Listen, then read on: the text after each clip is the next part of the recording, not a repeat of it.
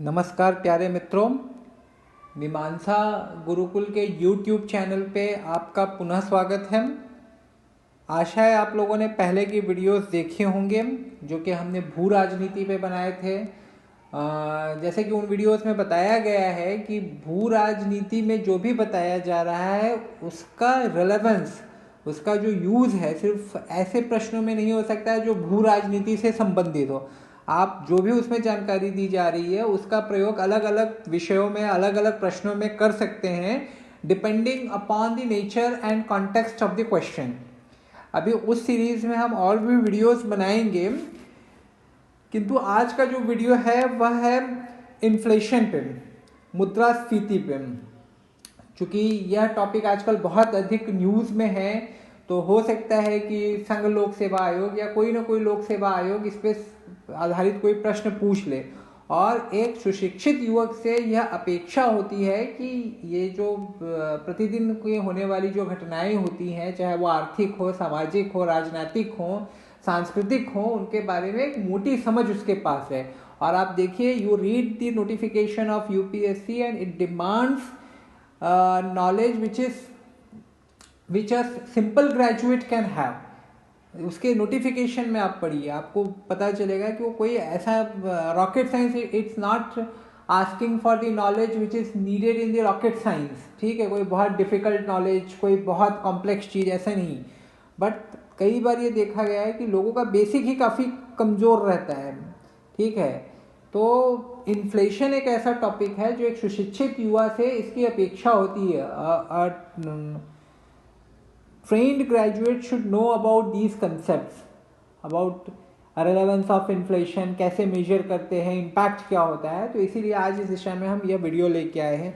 राजनीतिक दृष्टिकोण से भी इन्फ्लेशन जो है वह काफ़ी इम्पॉर्टेंट टॉपिक है। आप देखिए कि जब भी मुद्रास्फीति बढ़ती है तो जो सरकारें रहती हैं वह घबरा जाती हैं, क्योंकि मुद्रास्फीति, inflation is something which is related to the electoral success. राजनीतिक सफलता के पीछे भी इसका एक कारण होता है, एक बड़ा इसका योगदान होता है। अगर inflation is out of control तो हो सकता है कि सरकार गिर जाए। क्यों, उस पर हम चर्चा करेंगे आगे। ठीक है, इस समय देखिए इन्फ्लेशन भारत में भी बढ़ रहा है, यूएस में भी इन्फ्लेशन बढ़ रहा है। 30-35 वर्षों में पहली बार ऐसा हुआ है कि वहाँ पे जो इन्फ्लेशन रेट है वो 5-6% पार हो रही है। और आप लोगों ने यदि समाचार सुनते होंगे आप ध्यान से, तो आपने पाया होगा कि टर्की में भी काफ़ी बढ़ रहा है इस समय इन्फ्लेशन। वहाँ पे तो 20-25% के आसपास चल रहा है, जो कि बहुत ही अधिक दर है वहाँ पे मुद्रास्फीति की। तो जो आज का टॉपिक है इसका देखिए, जो अनुक्रमणिका जिसे हम कह सकते हैं, इंडेक्स जिसे हम कह सकते हैं, वो आपके सामने आपके स्क्रीन पे दिख रहा होगा कि हम इसको कैसे इस टॉपिक पे हम कैसे आगे बढ़ेंगे। तो सबसे पहले तो हम डेफिनेशन एंड रेलेवेंस की बातें करेंगे, फिर उसके बाद हम कैसे इसको कैलकुलेट करते हैं, कैसे इसकी गणना होती है, उस पर चर्चा करेंगे। कारक क्या है, मुद्रास्फीति बढ़ती क्यों, यह जानना आपके लिए बहुत आवश्यक है कि इसके बढ़ने के क्या कारण हैं। तो उस पर कॉस्ट पुश होता है एंड डिमांड पुल फैक्टर्स को majorly these factors are considered responsible for the inflation. So we will look into these aspects in detail. इन विषयों पे हम विस्तृत चर्चा करेंगे। फिर जैसे कि मैंने अभी आपको बताया कि इससे सरकारें भी बहुत डरती हैं। राजनीतिक तौर से यह एक चिंता का विषय हो सकता है कि क्यों इन्फ्लेशन बढ़ रहा है। तो देखिए, उसमें हम लोगों ने जो एक टॉपिक है, why is high rate of inflation is troublesome, तो उस पर हम विस्तृत चर्चा करेंगे कि क्या क्या इसके प्रभाव होते हैं। फिर different measures of inflation measurement in India. Inflation को मेजर करने के दो, बेसिकली इंडिया में देर आर 2 इंडिसेस। एक तो होता है आपका होलसेल प्राइस इंडेक्स, थोक मूल्य सूचकांक जिसे हिंदी में कहते हैं, और एक होता है खुदरा, कंज्यूमर प्राइस इंडेक्स कहते हैं। ठीक है, तो जो रिटेल लेवल पे मेजर किया जाता है वह है सीपीआई आपका। एंड इस इन्फ्लेशन पे हम कंट्रोल कैसे कर सकते हैं, इस पे हम चर्चा करेंगे। ठीक है, तो यह आपका माने एक ब्रॉड आउटलुक है, ब्रॉड ओवरव्यू है इस टॉपिक के ऊपर हमारा। तो हम चाहेंगे कि आप इस वीडियो को ध्यान से सुने, और मैं फिर से पुनः दोहराना चाहूँगा कि इसमें जो भी आपको बातें बताई जाएंगी, मैं आपको बार बार ये चीज़ आप गांठ बांध के रख लीजिए कि UPSC, specifically UPSC, it never ask straight forward questions. ये कभी भी सीधे सीधे प्रश्न आपसे नहीं पूछेगा मेंस में। इवन प्रीलिम्स में भी अगर आप देखेंगे तो इट डिमांड्स कंसेप्चुअल अंडरस्टैंडिंग, ठीक है। उसके क्वेश्चन कभी स्ट्रेट नहीं रहेंगे। वो ये सीधे नहीं पूछेगा कि होलसेल प्राइस इंडेक्स क्या होता है या सीपीआई क्या होता है। वो ऐसे पूछेगा कि दोनों में डिफरेंस क्या है, इंडिया में सीपीआई को क्यों हम लोग प्रेफरेंस दे रहे हैं, why we are not giving preference to WPI, ठीक है। तो ऐसे प्रश्न वो पूछ सकता है जो कंसेप्चुअल अंडरस्टैंडिंग रहे। और इसमें जो भी आपको बातें बताई जाएंगी इस वीडियो में, इसका ये चीज़ आप ध्यान रखिएगा कि हमारा फोकस यही है कि आपको ब्रॉड लेवल पे अलग अलग चीज़ों का नॉलेज दिया जाए, आप उसको संक्षेप में लिखना, इन शॉर्ट लिखना, समझना, आत्मसात करना, यह आपका काम है। किंतु इसमें जो भी जानकारी आपको दी जाएगी, जो भी कंसेप्चुअल नॉलेज आपको दिया जाएगा, सिर्फ ये इन्फ्लेशन के टॉपिक पे काम आएगा ऐसा नहीं है। ये आप कहीं पे भी यूज कर सकते हैं, again depending upon the context and nature of the question, ठीक है। तो इस चीज़ को हमेशा आप ध्यान रखिएगा। हम जो भी वीडियो बनाएंगे उसका मेन ये उद्देश्य, मेन पर्पस, मेन ऑब्जेक्टिव यही रहेगा कि आपको अलग अलग चीज़ों से रिलेट करके दिखाएं उस टॉपिक को। अब उस टॉपिक को लेके कोई प्रश्न में कैसे आप डील करेंगे वह आपके ऊपर है। किंतु यही है कि अगर आपके पास बहुत नॉलेज है ना, तो एक बात याद रखिए, यदि बहुत नॉलेज है तो समझ लीजिए किसी टॉपिक पे 15 पॉइंट है, तो it's not possible for us to remember all the topics, all the points. पूरे 15 पॉइंट्स याद आ जाएंगे ऐसा नहीं, अलग अलग डायमेंशंस पे जाके समझ लीजिए 15 पॉइंट है। कोई टॉपिक है उस पर समझ लीजिए पॉलिटिकल डायमेंशन पे 3-4 पॉइंट्स है, सोशल डायमेंशन पे 3-4 पॉइंट्स है, इकोनॉमिक डायमेंशन पे 5-6 पॉइंट्स हैं। तो हो सकता है कि आपको सारे पॉइंट्स ना याद आए, हो सकता है कि ऐसा ही होगा, सारे पॉइंट्स किसी को याद नहीं रहते। We are not robots, we are not computers, we are human beings and we have shortcomings, ठीक है। हमारी मेमोरी परफेक्ट नहीं होती है, हमारी अंडरस्टैंडिंग परफेक्ट नहीं होती है। किंतु यदि आपने अच्छे से पढ़ा है तो 15 पॉइंट अगर है तो आपको 11-12 ऐसे पॉइंट याद आएंगे जो अलग अलग एस्पेक्ट्स को कवर करेंगे, सिर्फ एक ही एस्पेक्ट को नहीं। UPSC demands broad coverage of different aspect, अलग अलग चीज़ों के बारे में आपको पता रहे। तो हमारा मुख्य उद्देश्य, मुख्य लक्ष्य यही है। तो चलिए टॉपिक को शुरू करते हैं।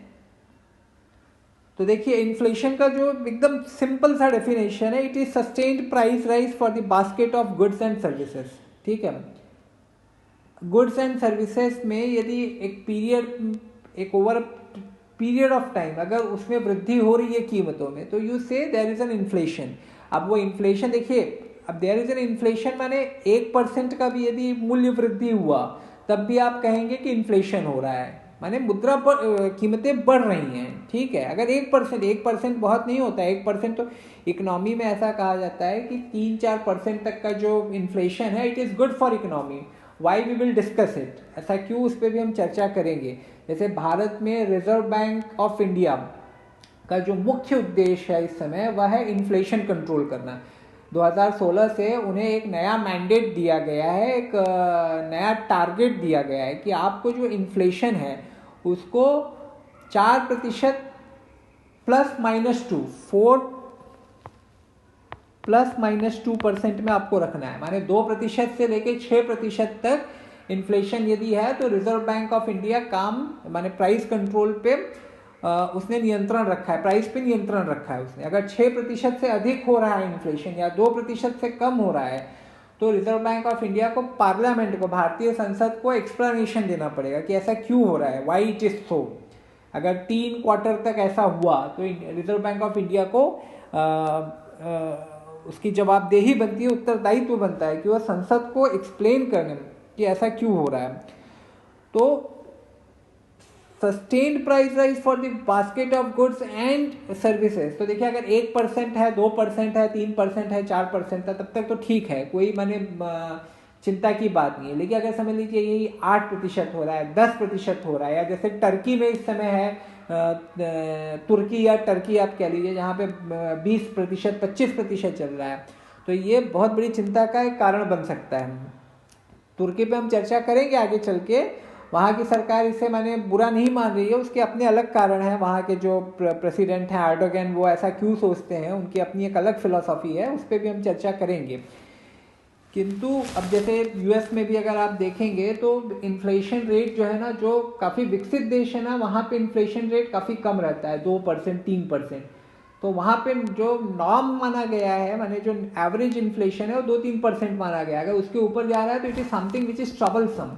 तो अब जैसे वहाँ पे आई थिंक इस समय 6% चल रहा है यूएस में। तो वहाँ पे देखिए अब वहाँ का जो रिजर्व बैंक है, लाइक जिसे फेड बोलते हैं, फेडरल बैंक ऑफ यूएस जो है, फेडरल रिजर्व जो है, वह अभी इंटरेस्ट रेट बढ़ाने जा रहा है, ब्याज दरें बढ़ाने जा रहा है। ब्याज दर बढ़ाने से इन्फ्लेशन नीचे कैसे आता है उस पर हम आगे चर्चा करेंगे, ठीक है। तो sustain price rise for the basket of goods and services. अब गुड्स एंड सर्विसेज में क्या आ जाता है, गुड्स में बहुत सारी चीज़ें आ जाएंगी, ठीक है। गुड्स, हम तमाम तरह की गुड्स को यूज़ करते हैं।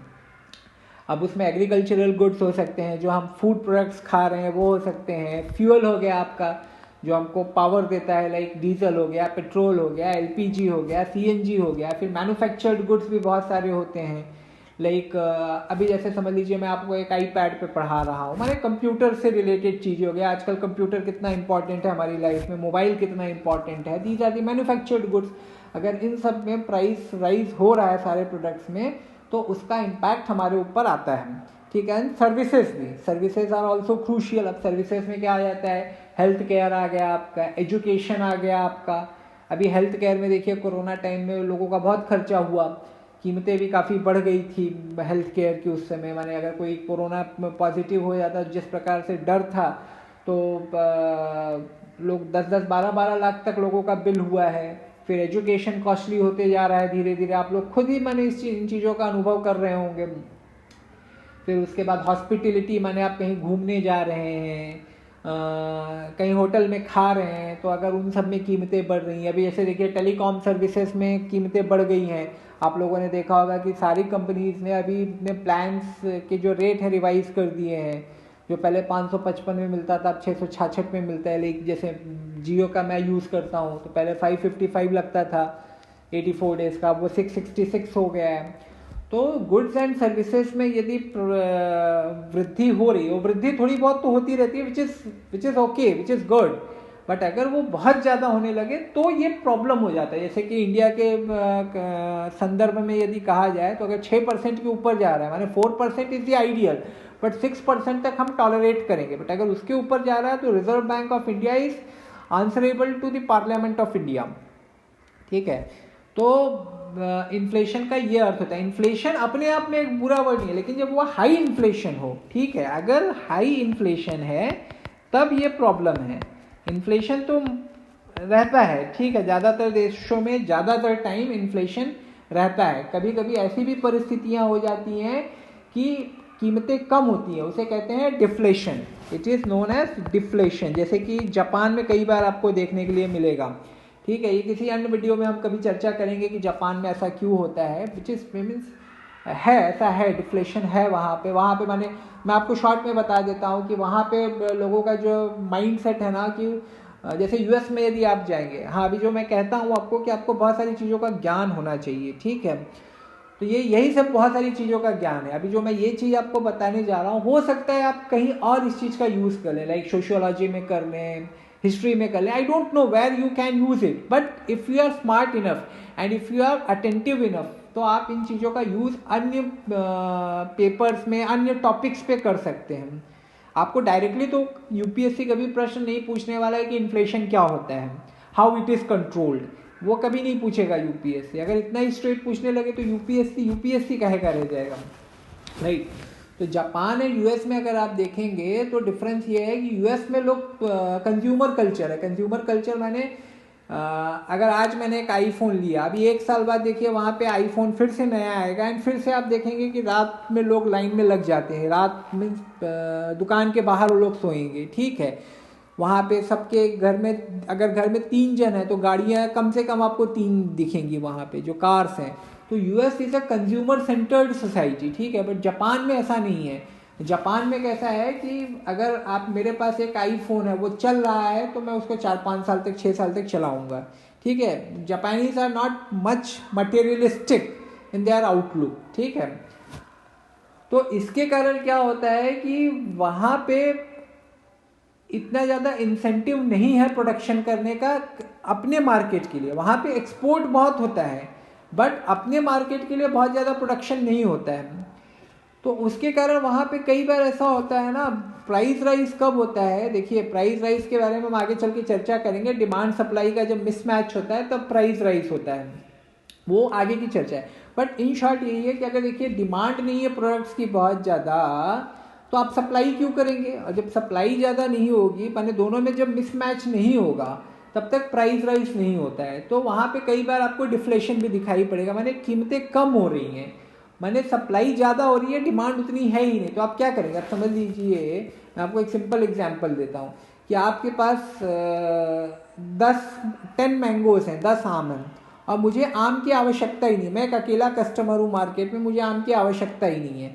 तो आप बोलेंगे कि नहीं 10 आम का मैं 50 रुपया लूँगा, आप क्या बोलेंगे, आपको भी बेचने की आवश्यकता है। अब आप मैंगो का करेंगे क्या, 2 दिन बाद तो आपका मैंगो ख़राब हो जाएगा, तो आप करेंगे क्या, आप चाहेंगे कि मैं इसको बेच दूँ। अब वो बेचने के लिए आप अपनी कीमतें कम करते जाएंगे, लेकिन मुझे उसकी कोई ज़रूरत ही नहीं है, तो आप बोलेंगे कि मैं आपको 10 मैंगो 5 रुपये में देता हूँ, but still I am not interested. तो हो सकता है आप बोले भाई आप 1 रुपये में ले लो इसको, तो आपने कीमतें कितनी कम कर दी, ठीक है, उतना तो आपका आम को पैदा करने में लागत इससे ज़्यादा लग गई होगी, लेकिन आप ये सोच के कहेंगे कि भाई आप ले लीजिए क्योंकि चलो जो ही मिल रहा है ठीक है, मेरा नुकसान कम हो रहा है, 1 रुपया तो मिल रहा है कम से कम। तो ऐसे होता है। तो जापान में आपको डिफ्लेशन दिखेगा। फिर उसके बाद एक होता है डिसइन्फ्लेशन। तो डिसइन्फ्लेशन पे हो सकता है कि कभी आपसे प्रश्न पूछ ले, यूपीएससी इन प्रीलिम्स पूछ ले। डिसइन्फ्लेशन होता है कि जब रेट ऑफ इन्फ्लेशन जो है वो बहुत धीरे धीरे बढ़ रहा है, माने वृद्धि तो हो रही है किंतु दर बहुत तेज नहीं है, धीरे धीरे हो रही है, तो उसे डिसइन्फ्लेशन कहते हैं। माने समझ लीजिए लास्ट ईयर इन्फ्लेशन रेट था 2% और इस साल इन्फ्लेशन रेट है 2.05, बहुत कम दर से बढ़ी ना, तो इसे डिसइन्फ्लेशन कहते हैं। अच्छा, अब इसको कैलकुलेट कैसे करते हैं, तो कैलकुलेट करने के लिए देखिए ये जानना बहुत आवश्यक नहीं है, but still for conceptual clarity I am going to explain it कि इसको कैलकुलेट करने के लिए क्या होता है ना, जो डिफरेंट कमोडिटी ग्रुप्स हैं, डिफरेंट कमोडिटी ग्रुप्स का क्या अर्थ हो गया कि भाई जैसे कि मैंने बताया मैन्युफैक्चर्ड गुड्स हो गए, ठीक है, मैन्युफैक्चर्ड गुड्स में भी अलग अलग टाइप के मैन्युफैक्चर्ड गुड्स हो सकते हैं, लाइक इंडस्ट्रियल गुड्स हो गए आपके, फिर उसके बाद इलेक्ट्रिकल गुड्स हो गए आपके। इंडस्ट्रियल गुड्स में भी अलग अलग टाइप के हो सकते हैं, लाइक टेक्सटाइल हो गया, सीमेंट हो गया आपका, उसके बाद आपका केमिकल्स हो गए। तो अलग अलग कमोडिटी ग्रुप्स होते हैं, ठीक है, और उनको अलग वेट देते हुए प्राइस राइज को हम डिटरमाइन करते हैं। आप ये ऐसे आपको नहीं समझेगा, जो मैंने अभी आपको बताया उससे आपको नहीं समझेगा। बट पहले तो आप ये समझ लीजिए कि जैसे प्राइमरी गुड्स हो गए, प्राइमरी गुड्स में हम एग्रीकल्चरल प्रोडक्ट्स ले लेते हैं, ठीक है, उसके बाद फ्यूल हो गया, ये सारी चीज़ें हमारे रोज़मर्रा के जीवन में लगती हैं हमें। लेकिन कुछ चीज़ें ज़्यादा इम्पॉर्टेंट हैं, लाइक अगर मुझसे कोई कहे कि आपके लिए दाल चावल अधिक इम्पॉर्टेंट है या एप्पल आईफोन, तो मैं क्या कहूँगा, मेरे लिए सभी के लिए दाल चावल तो पहले आएगा, मैंने खाने की चीज़ें पहले आएंगी। तो खाने की चीज़ों को तो भाई हमको ज़्यादा इंपॉर्टेंस देना पड़ेगा, ज़्यादा वेटेज देना पड़ेगा। देखिए असाइनिंग क्या लिखा है यहाँ पे, डिफरेंट वेट्स, तो उसको हमको ज़्यादा वेट देना पड़ेगा। अब एप्पल आईफोन जो है वो मेरे लिए इतना इंपॉर्टेंट नहीं है, मेरे लिए मीन्स मेरे जैसे बहुत सारे लोगों को कंसिडरेशन में लिया जाता है, पूरे देश के कंसिडरेशन में लिया जाता है, सैंपल्स निकाले जाते हैं, वो सब बहुत टेक्निकल बातें, उसमें हम लोग नहीं जाएंगे। बट कंज्यूमर सर्वेज होते हैं, उसमें लोगों से पूछा जाता है, ये चीज़ मैं आपको बता रहा हूँ, ये जानना आपके लिए आवश्यक है। कंज्यूमर सर्वेज होते हैं, उसमें पूछा जाता है कि आपके लिए क्या चीज़ ज़्यादा इंपॉर्टेंट है, आप कितना खर्चा करते हैं। एक्सपेंडिचर सर्वे कहते हैं, जैसे अभी मुझसे आके पूछेंगे Ministry of Statistics and Programme Implementation के लोग आके पूछेंगे मुझसे, मेरे जैसे कई लोगों से पूछेंगे वो लोग कि आपने पिछले महीने में या पिछले साल में कितना खर्च किया और किस किस प्रोडक्ट पे किया, माने आपने खाने की चीज़ों पे कितना खर्च किया, आपने डीजल पेट्रोल कितना लिया, इलेक्ट्रिसिटी का आपका बिल कितना आया, आपके घर पे इलेक्ट्रॉनिक्स के कितने सामान आए। जैसे मिडिल क्लास घरों में इलेक्ट्रॉनिक्स के सामान भी आते रहते हैं, मोबाइल आता है, लैपटॉप आता है, अलग अलग चीज़ें आती हैं, आपने सर्विसेज पे कितना खर्च किया, आपके बच्चे पे कितना, एजुकेशन का कितना खर्च हुआ, पिछले साल आपने मेडिकल पे कितना खर्च किया। तो they ask number of questions to determine कि किस प्रोडक्ट को कितना वेटेज देना है, ठीक है। तो उसके आधार पे इन्फ्लेशन की गणना की जाती है। अब टू सिंप्लीफाई दिस थिंग, ये देखिए ये बहुत कॉम्प्लिकेटेड है, ये आपको जानने की भी आवश्यकता नहीं है, किंतु हमें मोटा मोटा ज्ञान होना चाहिए, इसके लिए मैं आपको बता रहा हूँ। डिटेल में जाने की कोई आवश्यकता नहीं है, ये सब स्टैटिस्टिक्स का काम है, हमको जानने की इतनी कोई आवश्यकता नहीं है इन बातों की।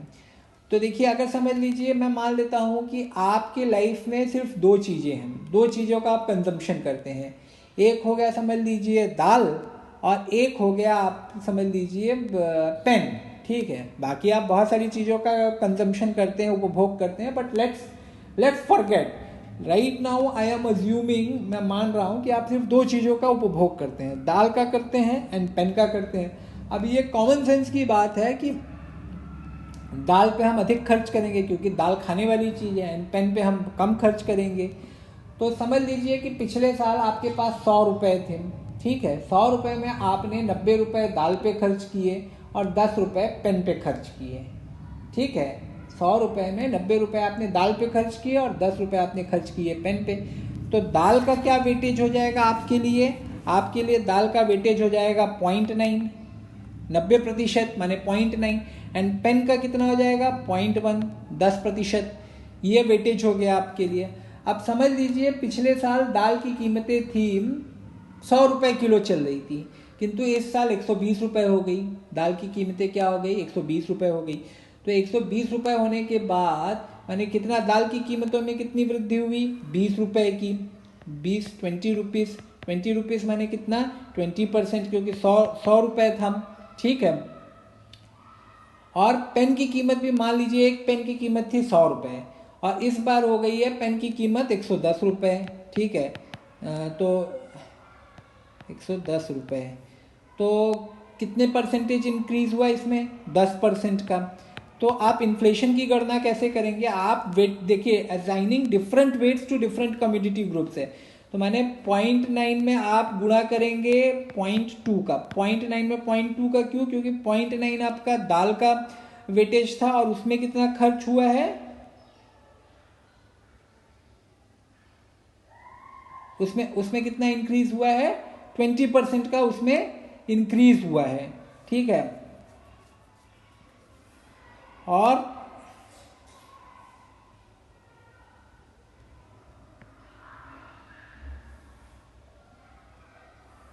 पेन में 0.1 इंटू 0.1, तो इसको गणना करने के बाद जो भी आपकी संख्या आएगी वो हो जाएगा आपका इन्फ्लेशन रेट, ठीक है। तो समझ लीजिए ये आ जाएगा 0.18 हो जाएगा प्लस 0.01, तो 0.19 माने 19%। ये हो गया आपका इन्फ्लेशन रेट, 19% चल रहा है इस समय। तो ऐसे गणना की जाती है। Let's not go into that territory, हमको जानने की बहुत आवश्यकता नहीं है, इन सब बातों में जाने की बहुत आवश्यकता नहीं है, किंतु ऐसे की जाती है। उसके बाद एक होता है आपका concept of index number. Index number क्या होता है कि एक बेस ईयर ले लिया जाता है, ठीक है। बेस ईयर माने अभी समय 2012 चल रहा है बेस ईयर, तो बेस ईयर में हम मान लेते हैं कि कीमतें जो थी वो 100 रुपये थी, माने 100 थी, बेस माने 100 मान लिया जाता है। अब समझ लीजिए अगले साल जब हम गणना करेंगे 2013 के लिए, और अगर समझ लीजिए कैलकुलेशन के बाद आया 110, तो कितना हो गया आपका इन्फ्लेशन रेट 10%। तो ये हो गया concept of index number. It is not very important to know कि इंडेक्स नंबर क्या होता है, बट इस समय जो इंडेक्स नंबर है वो माने CPI WPI का 2012 है, उस पर हम चर्चा करेंगे कि क्या होता है CPI एंड WPI, बट ये हो गया आपका कंसेप्ट ऑफ इंडेक्स नंबर। तो आई होप कि आप लोगों को ये चीज़ें समझ में आई होंगी, जो भी कंसेप्चुअल चीज़ें आपको बताने का प्रयास किया गया है। ये तो अभी आपको एक डेफिनेशन एंड ओवरव्यू है, आगे चल के और भी इसमें बहुत ही इंपॉर्टेंट बातें। Inflation is a very important topic, ठीक है। तो अब देखिए वाई इन्फ्लेशन ऑकर्स, क्यों होता है। तो इसमें देखिए जो सबसे पहले मैंने बताया वो यही है, supply demand mismatch is the main reason. अगर समझ लीजिए सप्लाई बहुत अधिक है, जैसे कि मैंने जापान का आपको एग्जाम्पल दिया, सप्लाई यदि बहुत अधिक है बट डिमांड है ही नहीं, ठीक है, तो कीमतें क्या होंगी, गिरेंगी, इन्फ्लेशन क्या होगा, नीचे आएगा। जापान के साथ यही समस्या है कि उनका जो भी डिमांड है ना वो सब बाहर की कंट्रीज से है। Japan is an export oriented country. तो जब भी अगर समझ लीजिए एक्सपोर्ट कम होने लगे, जैसे कि 2008 में फाइनेंशियल क्राइसिस आया था, तो कहा जाता है ना कि यदि अमेरिका को छींक आई तो पूरे दुनिया को जुकाम हो जाता है। तो अमेरिका सबसे ज़्यादा मैंने पहले ही बताया, America is a consumer oriented society. वहाँ पे बहुत कंजम्पशन होता है, लोग तुरंत तुरंत नई नई चीज़ें चाहते हैं। तो जापान हो गया, चाइना हो गया, दुनिया भर के जो देश हैं वहाँ पे एक्सपोर्ट करने के लिए देखते हैं, ठीक है। तो 2008 में क्या हुआ कि एक्सपोर्ट जापान से कम हो गया, काफ़ी कम हो गया, क्योंकि अमेरिका में खुद ही प्रॉब्लम आई हुई थी, फाइनेंशियल क्राइसिस आया हुआ था। तो जापान की भी अर्थव्यवस्था पे उसका बहुत बुरा प्रभाव पड़ा, चाइना पे भी उसका प्रभाव पड़ा, भारत पे भी उसका कुछ वर्षों बाद प्रभाव आपको दृष्टिगोचर हुआ। इसीलिए अगर आप देखिए अब चाइना क्या चाह रहा है, China is also an export oriented country. China की इकोनॉमी में जो एक्सपोर्ट है ना ये बहुत बड़ा कंट्रीब्यूशन करता है, बहुत बड़ा योगदान देता है। बट उसको, चाइना को ये लग रहा है कि कल को समझ लीजिए, अब देखिए यही सब जनरल बातें हैं जो आप कहीं पे भी यूज़ कर सकते हैं। तो चाइना को इस बात का डर है कि अमेरिका, बीच में जब ट्रम्प वहाँ के प्रेसिडेंट थे तो उन्होंने काफ़ी मैंने रोक लगाने का प्रयास किया, जो चाइना से निर्यात हो रहा था, निर्यात अमेरिका के लिए हो रहा था, तो टैरिफ बढ़ा के और दुनिया भर के और रिस्ट्रिक्शंस लगाने का उन्होंने प्रयास किया। भारत में भी आप लोगों ने देखा होगा कि जब गलावन घाटी की घटना हुई थी तो भारत में भी बॉयकॉट चाइना बहुत तेज़ी से चलने लगा था। तो चाइना को इस बात का डर है कि कल को ऐसी परिस्थितियां बन सकती हैं कि चाइना से जो निर्यात होता है, एक्सपोर्ट होता है, उस पर बाकी कंट्रीज बैन लगाएं, रिस्ट्रिक्शंस लगाएं, तब हमारे लिए समस्या उत्पन्न हो जाएगी। किंतु चाइना में इस समय चाइना की जनसंख्या लगभग 1 अरब 45-50 करोड़ के लगभग है, ठीक है। इतनी बड़ी जनसंख्या तो खुद स्वयं में ही काफ़ी उपभोग कर सकती है। और चाइना ने इधर बीच में पिछले 30-35 सालों में बहुत आर्थिक वृद्धि की है, लोगों के पास पैसा अधिक आया है। तो चाइना यह चाहता है कि एक्सपोर्ट ओरिएंटेड कंट्री हम लोग ना रहे, इनफैक्ट हम लोग कंज्यूमर ओरिएंटेड कंट्री हो जाए, मैंने हमारे ही देश में लोग उपभोग करें, हमें अपना सामान जो है बाहर के देशों में निर्यात ना करना पड़े, उनका उपभोग चाइना में ही हो जाए। तो they are trying to build now a consumer oriented society, inwards economic orientation उनका आ रहा है, उस दिशा में वो काम कर रहे हैं। तुरंत नहीं होगा but over a period of time they are moving in that direction, उस डायरेक्शन में वो लोग चल रहे हैं, ठीक है। तो अभी समझ लीजिए दूसरा इसका रिवर्स क्या होता है, डिमांड बहुत अधिक है, ठीक है, लेकिन सप्लाई नहीं है। डिमांड बहुत अधिक है या सब और सप्लाई उतनी है नहीं। समझ लीजिए अभी इसको हम एक कॉमन सेंस के एग्जांपल से हम समझते हैं। अभी समझ लीजिए मुझे, मेरे मित्र को और मेरे 5 मित्र हैं, सभी को आम चाहिए, ठीक है। अब सभी को आम चाहिए लेकिन आम वाला एक ही है और उसके पास 2 आम हैं, ठीक है।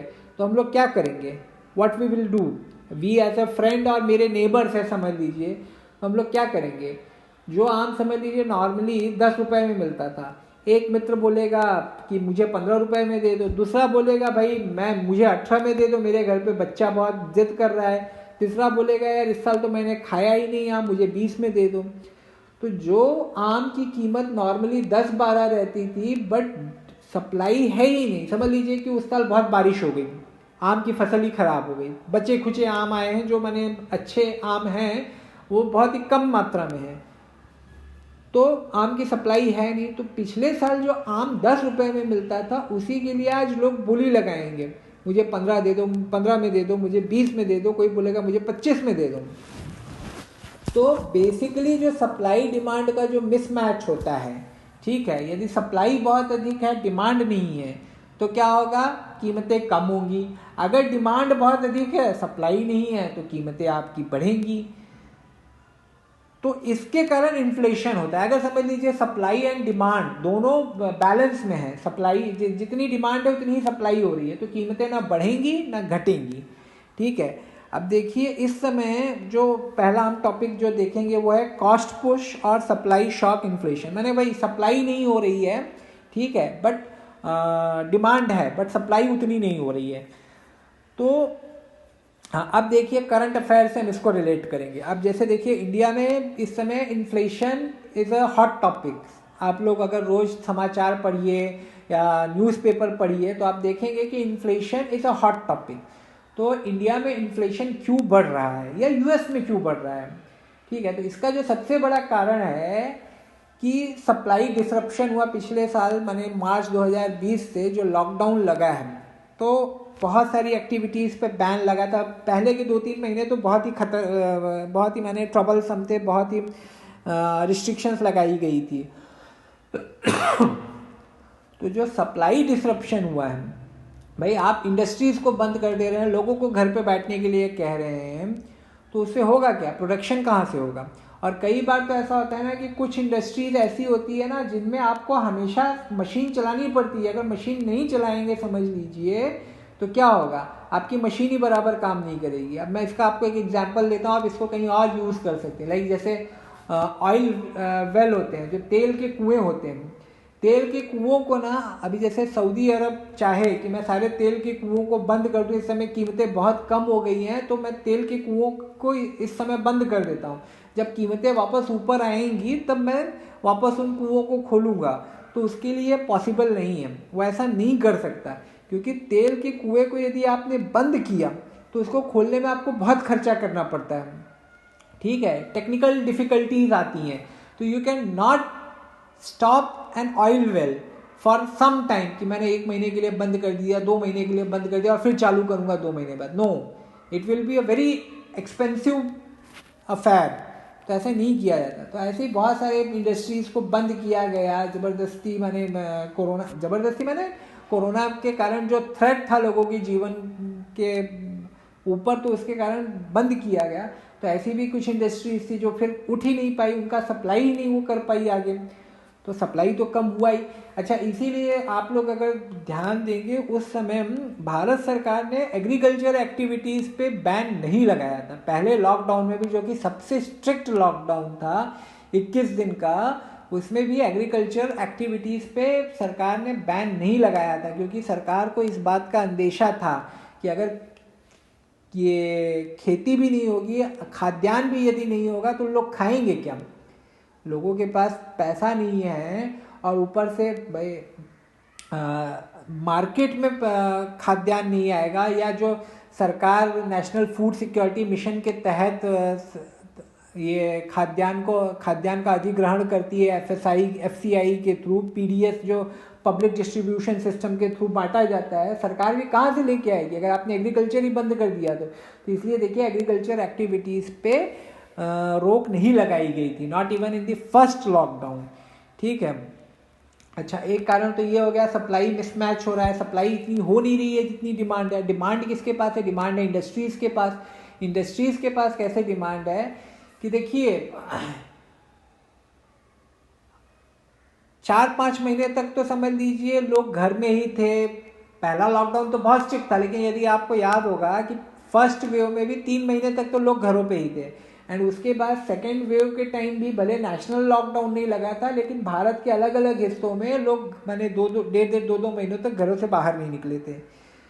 तो लोगों ने एक्सपेंस नहीं किया। अब जैसे मैं घर से बाहर ही नहीं जा रहा हूँ तो मुझे शर्ट लेने की क्या आवश्यकता है, अगर मैं वर्क फ्रॉम होम कर रहा हूँ तो मुझे शर्ट लेने की क्या आवश्यकता है, ठीक है मैं लूँगा लेकिन इतना नहीं लूँगा ना।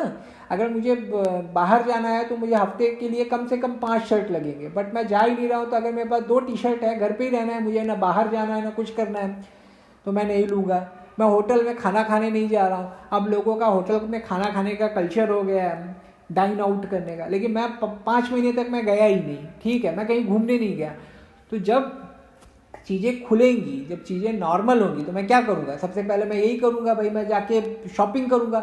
और देखिए अभी आप लोगों ने सुना भी होगा कि इंडिया में लॉकडाउन के बाद इनइक्वालिटी बहुत बढ़ी है। तो देखिए जो लोग कंपनीज में काम कर रहे हैं, सरकारी क्षेत्रों में काम कर रहे हैं, उन्हें आर्थिक तौर से कोई नुकसान नहीं हुआ है, उनके पास पैसा अभी भी आ रहा है। ठीक है, इनफैक्ट आप देखिए इस समय आईटी इंडस्ट्री में बूम आया हुआ है, लोगों को बहुत पैसा मिल रहा है इस समय, लोग मैंने स्विच कर रहे हैं, डबल डबल सैलरी हो जा रही है उनकी। लेकिन पैसा खर्च करने के लिए भाई आपको बाहर जाना पड़ेगा। अब बाहर जा ही नहीं रहे हैं, ना दोस्तों से मिल रहे हैं, ना बाहर खाना खा रहे हैं, ना फैमिली के साथ कहीं पिकनिक पे जा रहे हैं, ना मॉल में जा रहे हैं, ना मूवीज़ देख रहे हैं, ना कोई स्पोर्टिंग इवेंट हो रहा है जिसमें आप जा सकें एज अ दर्शक। तो आपका पैसा जाएगा कहाँ? तो जब चीज़ें खुली, ठीक है, चाहे फर्स्ट वेव के बाद या सेकेंड वेव के बाद, तो लोगों ने बेतहाशा खर्च किया। भाई आदमी कमाता क्यों है? कंजम्पशन के लिए कमाता है ना आदमी, अन्यथा पैसे का क्या मूल है? तो लोगों ने बहुत पैसा खर्च करना शुरू किया। तो जब पैसा खर्च होता है तो इंडस्ट्री भी, भाई इंडस्ट्री भी तो चाहेगी ना कि हम लोग रॉ मटेरियल लें, ताकि भाई जैसे अभी मुझे कपड़ा पहनना है तो इंडस्ट्री चाहेगी, जो भी टेक्सटाइल इंडस्ट्री हो चाहेगी कि रॉ मटेरियल खरीदे वो। तो रॉ मटेरियल लेकिन मार्केट में इतना है नहीं अवेलेबल, ठीक है, क्योंकि रॉ मटेरियल का जो प्रोडक्शन होता है, चाहे वो क्या कहते हैं आपका स्मॉल एंड मीडियम इंडस्ट्री में हो जाए, लोकल लेवल पे हो जाए, उस पर तो बैन लगा हुआ था। तो रॉ मटेरियल उनको महंगा मिल रहा है इंडस्ट्री को, तो उसके कारण क्या हो रहा है कि डिमांड तो ज़्यादा है बट सप्लाई इतनी है नहीं, तो कीमतें बढ़ रही हैं आपकी। आप यूएस में चले जाइए, यूएस में भी यही चीज़ें हो रही हैं। वहाँ पे तो सरकार ने पैसा भी बहुत लोगों को दिया। जब लॉकडाउन लगा वहाँ पे मेरा एक मित्र बता रहा था कि आई थिंक पर फैमिली वहाँ पे 3 महीने में, I am not very sure, तो आप लोग इसको थोड़ा चेक कर लीजिएगा, बट 3 महीने के लिए पर फैमिली को अगर बच्चा है तो $3,000 दिए गए थे। ठीक है, चाहे कोई भी रिच हो, धनी हो, पुअर हो, makes no difference, middle class हो। जैसे भारत में तो लोगों को प्रधानमंत्री जन कल्याण योजना के तहत ये गेहूँ चावल दिए जा रहे हैं फ्री में, किंतु वहाँ पे पैसे दिए गए लोगों को regardless of the economic conditions, economic status, पैसे दिए जा रहे थे। और वैसे जैसे मैंने बताया लोग वहाँ पे जा नहीं रहे थे बाहर, और पैसे भी आ रहे थे लोगों के पास। And US is a consumer oriented society, जैसे कि मैंने पहले ही आप लोगों को बताया। तो जैसे ही चीज़ें थोड़ा सामान्य हुई, लोगों ने बेतहाशा पैसा खर्च करना शुरू किया। लेकिन सप्लाई चेन जो है वो सब जगह बिगड़ गया है। सिर्फ कोरोना तो सिर्फ यूएस में या इंडिया में आया नहीं है, पूरे दुनिया में आया है। चाइना में भी देखिए, वुहान में 77 दिन तक का एकदम कठोर लॉकडाउन लगा था। ऑस्ट्रेलिया में काफ़ी कठोर लॉकडाउन लगा था। अभी आप लोगों ने सुना होगा कि कैसे उन लोगों ने नोवाक जोकोविच को भगा दिया, मेलबर्न वालों ने, कि भाई हमको इतने दिन तक आप लोगों ने बंद रखा कैद में और आप इस आदमी को खेलने के लिए अलाउ कर रहे हो जो कि अनवैक्सीनेटेड है। तो कहने का ये अर्थ है कि supply chain disruption all over world हुआ, बट डिमांड बहुत तेज़ी से बढ़ी, चाहे इंडिया हो चाहे यूएस हो। तो उसके कारण देखिए इन्फ्लेशन बढ़ रहा है, इंडिया में भी बढ़ रहा है, यूएस में भी बढ़ रहा है। ठीक है, तो ये एक मेजर कारण है। अभी जो मैंने इस पे आप लोगों के को प्रश्न पूछा जा सकता है और इस पे आप ऐसे इसको उत्तर में ये सब पॉइंट्स इनकॉर्पोरेट कर सकते हैं। ठीक है, उसके बाद इंडिया में एक प्राइस बढ़ने का कारण एक और जो आप देखेंगे वो है प्राइस इंक्रीज इन ऑयल। 2014 से ऑयल की कीमतों में काफ़ी गिरावट देखी गई है।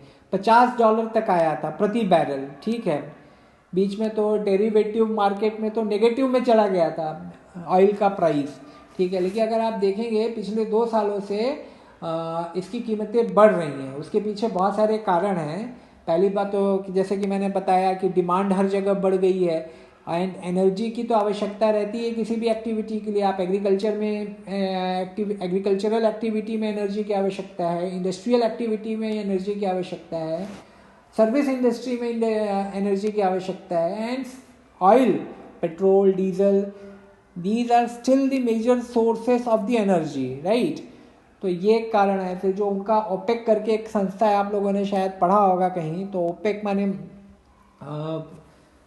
कट करते रहता है प्रोडक्शन। जब उस वही डिमांड सप्लाई मिसमैच वाली मैंने बात कही, अगर सप्लाई ज़्यादा हो जाएगी तो कीमतें बढ़ेंगी नहीं, कीमतें कम होंगी। तो इसके लिए ओपेक क्या करता है, बीच बीच में कट कर देता है, सप्लाई कम कर देता है। तो जब सप्लाई कम कर देता है तो कीमतें बढ़ती हैं और भारत में भी अभी आप देख ही रहे होंगे, बीच में बहुत हो हल्ला मचा था कि 100 रुपये पार हो गया है हर जगह पेट्रोल। तो जब पेट्रोल की कीमतें बढ़ेंगी तो सारी चीज़ों की कीमतें बढ़ेंगी। क्यों? क्योंकि सारी चीज़ों के लिए ट्रांसपोर्टेशन, परिवहन आवश्यक है, और जब पेट्रोल महंगा होगा तो आपका परिवहन भी महंगा हो जाएगा। तो उसका जो इम्पैक्ट है it is visible in every aspect of economy, in every dimension of economy. ठीक है, तो ये एक मेजर कारण है जो प्राइस इंक्रीज इन ऑयल है। तो 1973 में भी यदि आप लोग देखेंगे तो ऐसे ही हुआ था। 1973 में जब योम किपुर वॉर के बाद जो अरब देश थे उन्होंने क्या किया था कि उनको ऐसा लगता था वेस्ट जो है, पश्चिम जो है, वो इज़राइल के फेवर में है।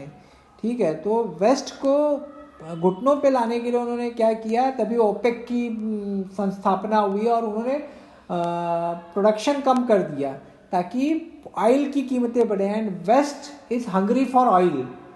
ठीक है, उसको तेल की बहुत आवश्यकता है क्योंकि it's a super power, it's economically highly developed, highly industrialised, तो उसे तेल की बहुत आवश्यकता रहती है। तो उसका इम्पैक्ट आपको देखिए इंडिया पे भी दिखा। कैसे इंडिया में दिखा? 1971 में Indira Gandhi was considered as Durga. ठीक है, बांग्लादेश वॉर के बाद she was considered as Durga. But 1973 आते आते जब कीमतों में वृद्धि हुई तो इन्फ्लेशन इतना बढ़ गया, जैसे मैंने बताया आप लोगों को कि पेट्रोल की अगर कीमतें बढ़ी तो सारी चीज़ों पे उसका आपको परिणाम दिखेगा।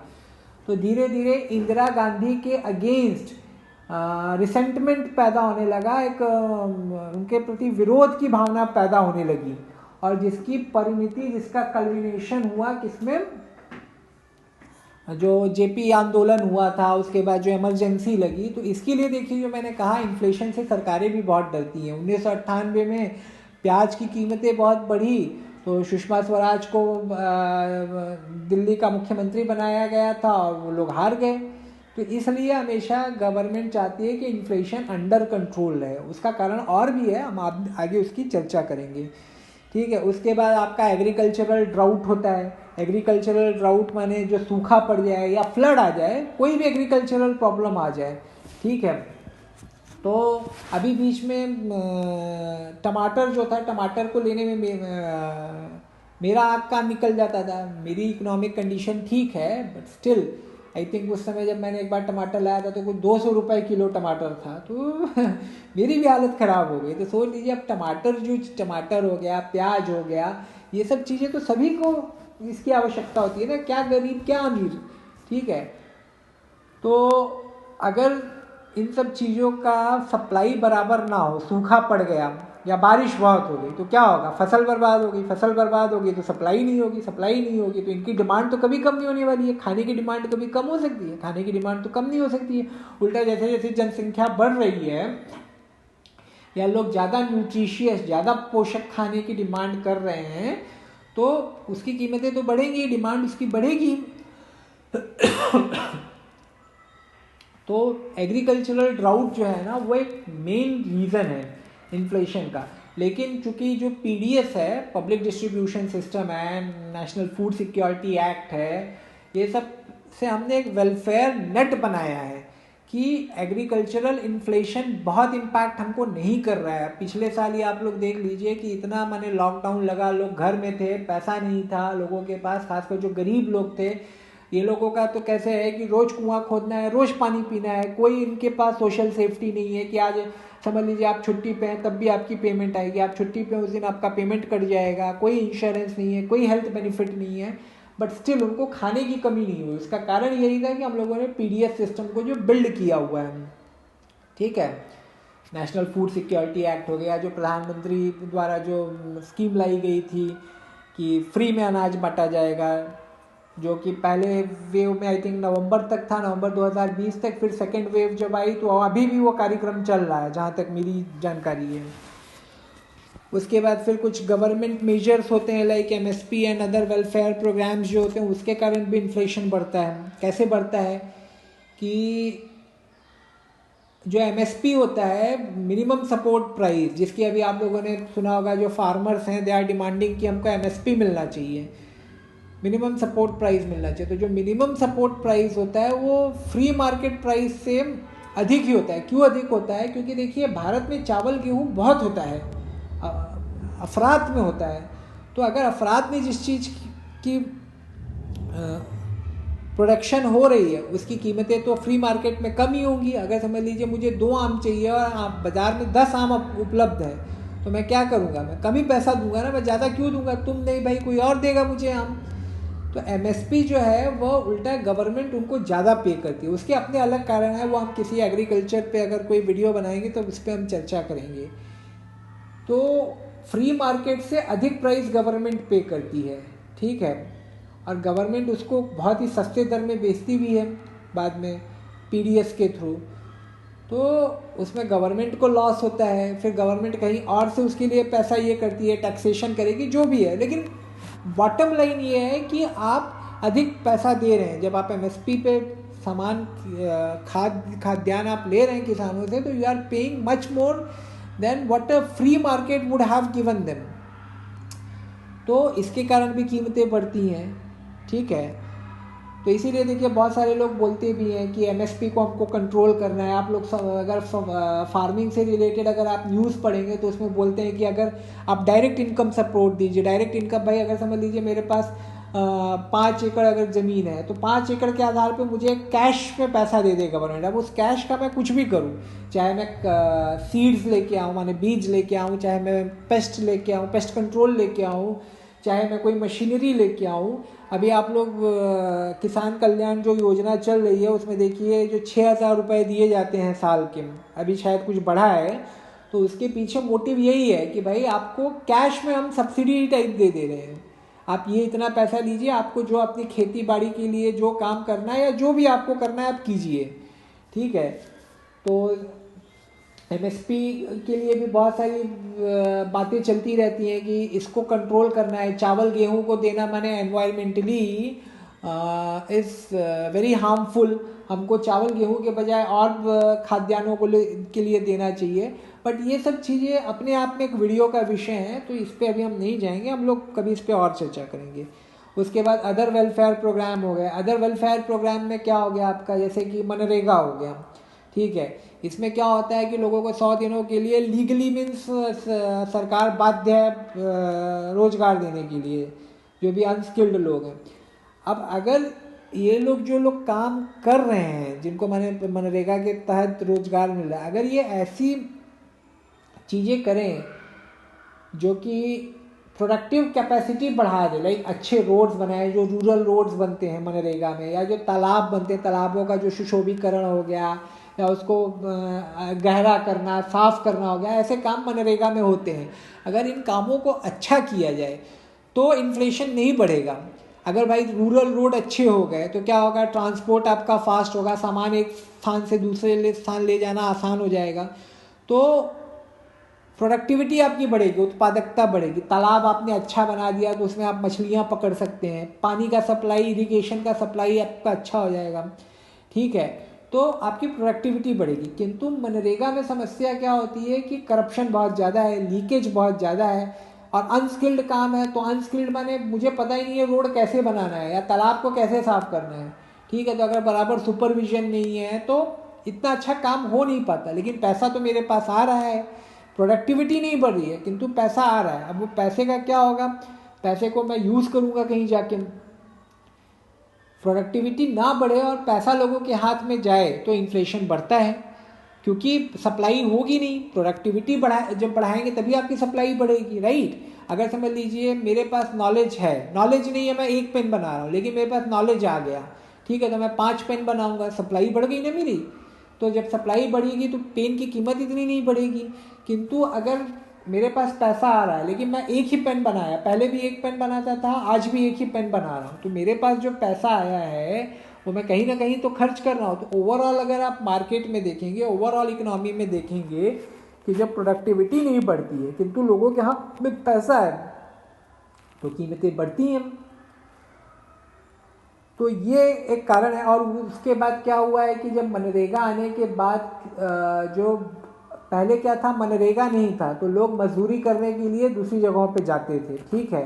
जैसे पंजाब में बहुत सारे लोग चले जाते थे, उत्तर भारत में जब वहाँ पे एग्रीकल्चर सीजन होता था, या कहीं भी देश के अलग अलग हिस्सों में मजदूरी करने के लिए लोग जाते थे।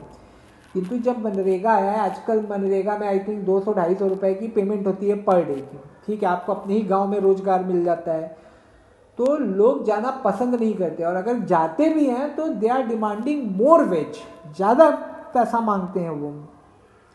तो उससे क्या होता है कि कीमतें फिर बढ़ेंगी। अगर आपको ज़्यादा पैसा देना पड़ जाए लोगों को, ठीक है, तो आप क्या करोगे। अगर समझ लीजिए मैं कोई चीज़ बना रहा हूँ 100 रुपए की, किंतु कल अगर वही चीज़ मुझे लोगों को ज़्यादा रोजगारी देने के कारण, ज़्यादा वेज देने के कारण अगर वो चीज़ मैं 200 रुपये में बेचूंगा, तो मैं फाइनल कस्टमर से कितना लूँगा। फाइनल कस्टमर से मैं कम 250 लूँगा, 220 लूँगा, ताकि मेरा फ़ायदा हो। लेकिन जब 100 रुपये में मैं बनाता था तो मैं 110-120 में फाइनल कस्टमर को बेच देता था। मेरा फ़ायदा तब भी होता था, किंतु कस्टमर को कम में मिल जाता था। तो कहने का क्या अर्थ है कि मनरेगा के कारण अगर प्रोडक्टिविटी बढ़ रही है तो वो अच्छी बात है, ठीक है। किंतु प्रोडक्टिविटी यदि ना बढ़े तो वह अपने आप में एक प्रॉब्लमेटिक काम हो जाता है। ऐसे बहुत सारे आपको रोजगार भी दिखेंगे। जैसे बोलते हैं ना कि सरकारी क्षेत्र के कर्मचारियों को लोग बहुत बोलते हैं कि काम नहीं करते, तो वही प्रॉब्लम है कि अगर काम नहीं करेंगे तो प्रोडक्टिविटी नहीं बढ़ती है।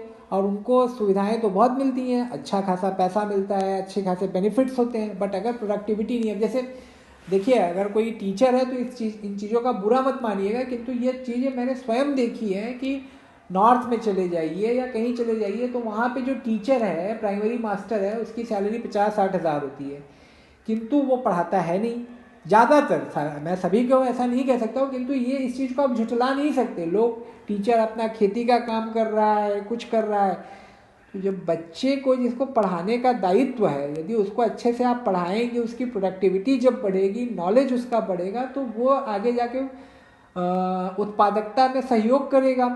किंतु पैसा तो लोगों के पास जा रहा है, टीचरों के पास, या ऐसे बहुत सारे व्यवसाय हैं जहाँ पे बहुत अधिक काम नहीं करना पड़ता, फिर भी अच्छा पैसा मिलता है, और वो प्रोडक्टिविटी में कुछ हेल्प नहीं कर रहे। तो this is inflationary in nature, inflation को बढ़ाता है ये, ठीक है।